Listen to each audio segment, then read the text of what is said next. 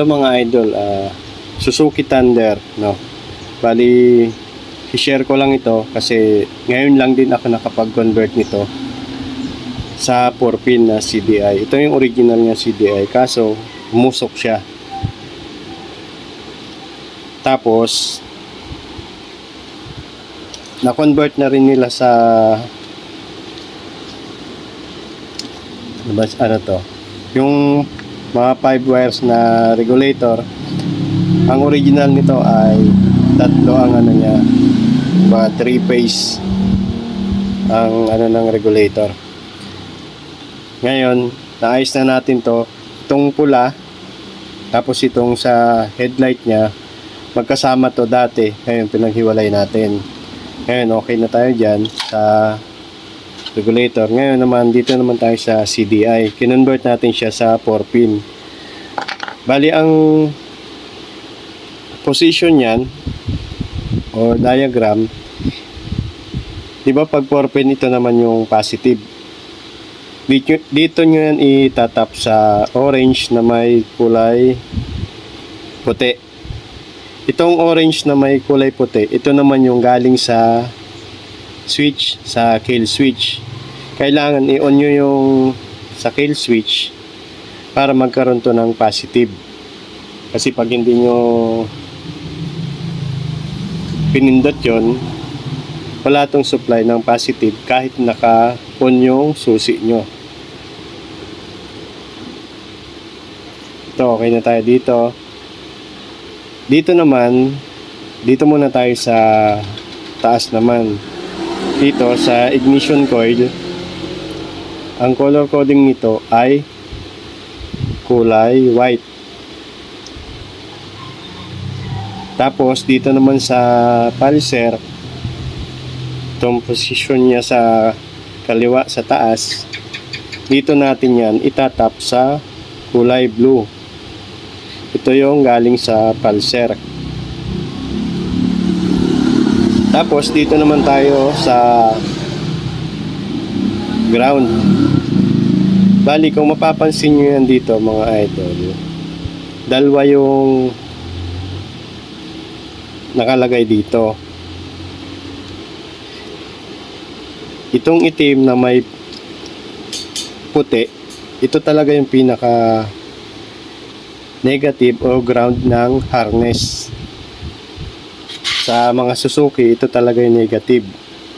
Ngayon, itong isa naman na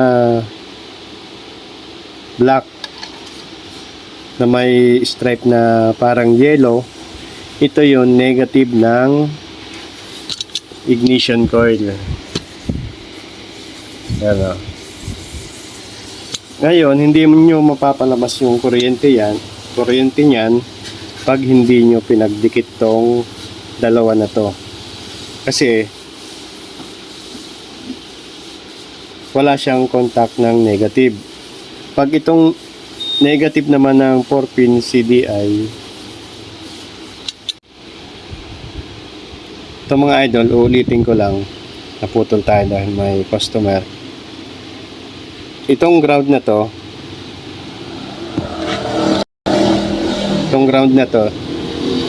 kung magko-convert kayo tapos itatap nyo dito sa ignition coil, nyari, tinap nyo yan dyan, wala pa rin lalabas na kuryente kasi wala siyang contact ng pinaka negative.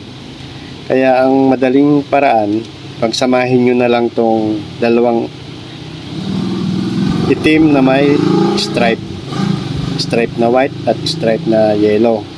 Yun na lang yung pagsasamahin nyo para magkaroon ng negative or ground yung CDI. Ngayon, dito naman tayo sa itim, sa pure black. Itong pure black, yan mga idol, pure black na connect yan dito. At yan ay na-connect dito sa starter relay.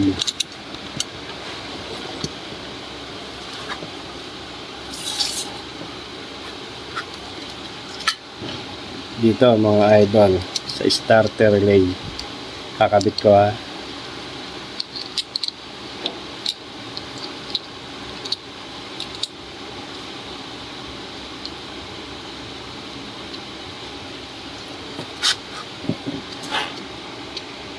Nyari, yan, nakakabit. Tapos, ito naman yung galing sa battery. Ang gusto kong malinawan, kasi hindi ko rin alam kung ano ang purpose nito.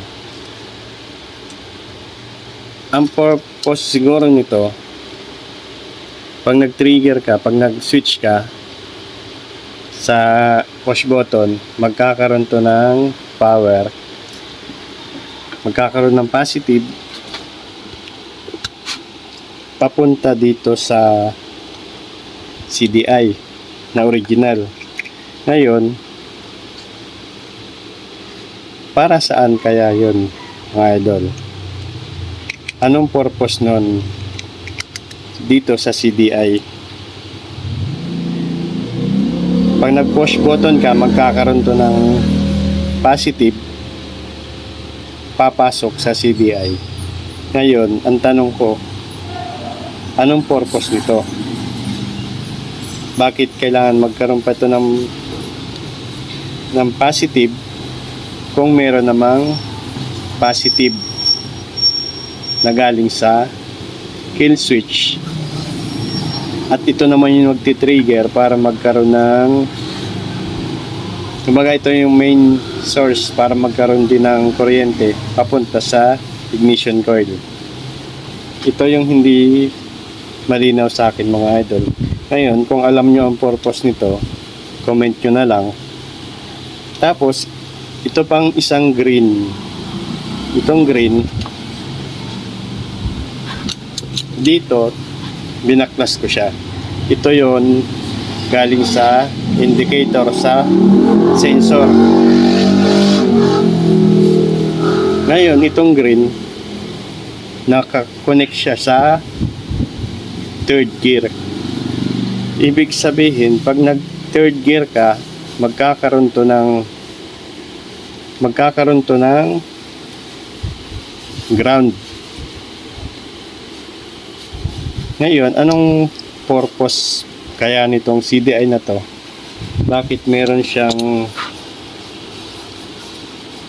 black wire at may green wire? Ito, pag nag third gear ka, magkakaroon siya ng ground. Tapos pag nag push button ka naman sa starter, magkakaroon to ng positive. Ito lang yung medyo magulo sa akin, mga idol, kasi ngayon lang naman tayo nag-convert nito. Yan o, CDI ng Thunder. At ngayon, meron na yung kuryente. Tapos dito pala, mga idol, sa pulser, galing dito sa baba. Yan o, galing sa stator. Itong green,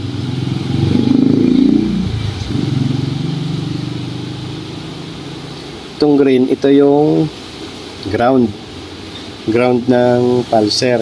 Tapos ito yung positive. Ngayon, binaliktad ko siya. Itong green, itong blue na may stripe na yellow, ito na yung magiging negative. Tapos ito naman yung magiging positive papunta sa pulser or papunta sa CDI.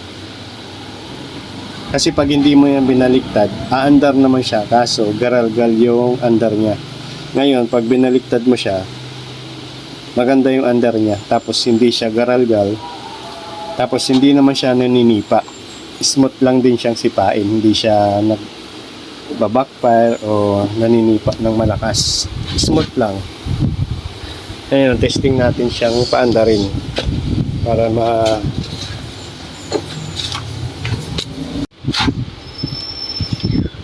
ito yung kuryente niya.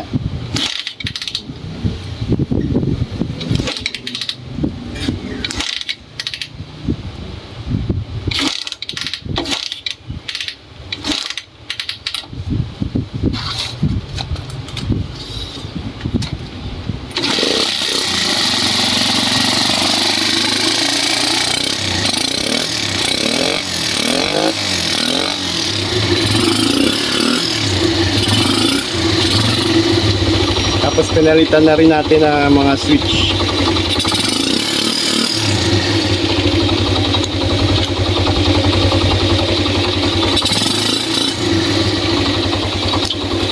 Na light.